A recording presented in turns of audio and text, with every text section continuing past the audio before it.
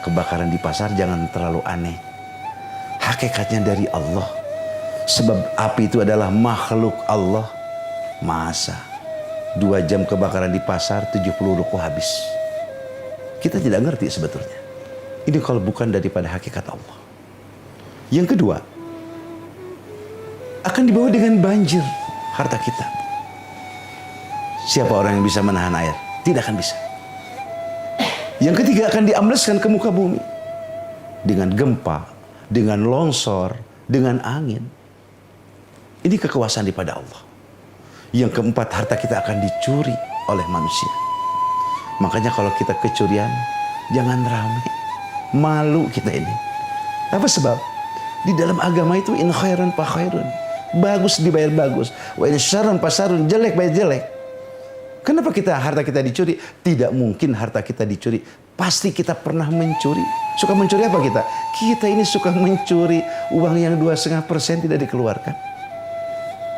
Makanya kalau orang tidak zakat itu bukan pencuri lagi, perampok namanya. Terus yang ketiga, yang keempat, harta kita akan ditipu oleh orang. Kenapa harta kita ditipu? Tidak mungkin harta kita ditipu, pasti kita pernah menipu. Suka menipu siapa? Kita ini suka menipu di dalam hitungan daripada zakat. Zakat itu wajibnya 1 tahun sekali. Di dalam 1 tahun sekali itu berapa? 360 hari. Itu yang harus dihitung, 360 hari. Kalau sehari pendapatan 200.000, tinggal ngitung. Setelah 1 tahun baru dijumlahkan, baru dikeluarkan 2,5%. Sama dengan pajak, ada PPN, ada PPh. Kita juga yang harus dihitung, ada keuntungan juga harus dihitung di dalam 1 tahun. Dan berikut apa? Modal yang ada. Yang keenam, harta kita akan dipinjam sama orang akibatnya. Tapi orang lain tidak mau bayar sama kita. Kenapa harta kita ditahan sama orang?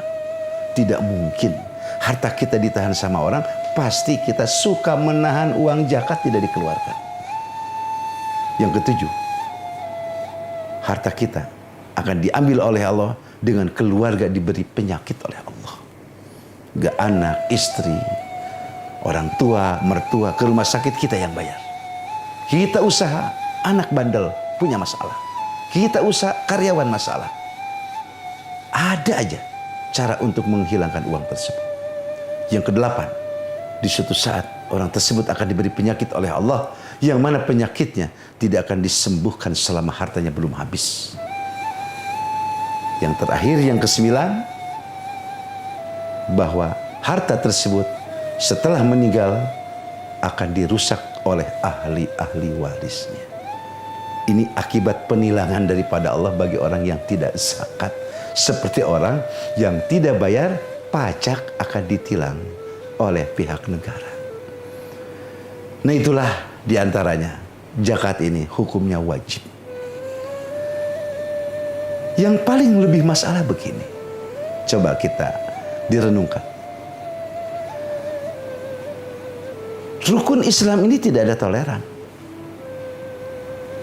Orang murtad saja setahun dia masuk Islam lagi, wajib qada nggak? Wajib qada. Orang nggak sholat itu wajib qada. Orang nggak puasa itu wajib qada. Bagaimana kalau orang tidak zakat? Itu wajib qada. Kalau kita mau qada sholat gampang, ada hitungannya. Setahun kita tidak sholat, tinggal ke depan kita mau qada. Setahun kita dulu tidak berpuasa, hanya 30 hari kita mau qada. Tapi kalau masalah zakat, dulu kita tidak zakat, berapa uang yang kita belum zakatin? Itu yang paling bingung. Sedangkan kalau harta kita tidak dikeluarkan zakat di dunia, itu ada hadis mengatakan, man atahullahu malan falam yuaddi zakat musilalahu yaumal qiyamah syuja'un aqrab. Siapa orang yang diberi milik oleh Allah, tapi orang tersebut tidak mengeluarkan hak 2,5%-nya, tidak dikeluarkan zakatnya, semakin banyak harta tidak dikeluarkan zakatnya, maka uang harta tersebut, uang zakat tersebut oleh Allah akan dijadikan ular syuja'ul aqra nanti di yaumil qiyamah yang akan menyiksa orang tersebut. Itu dahsyat sekali. Untuk itu kita mempunyai harta ini adalah amanat daripada Allah. Tidak hanya takut dengan amnesti pajak, tapi juga harus takut dengan amnesti daripada Allah Subhanahu wa taala. Sama dunia akhirat ini.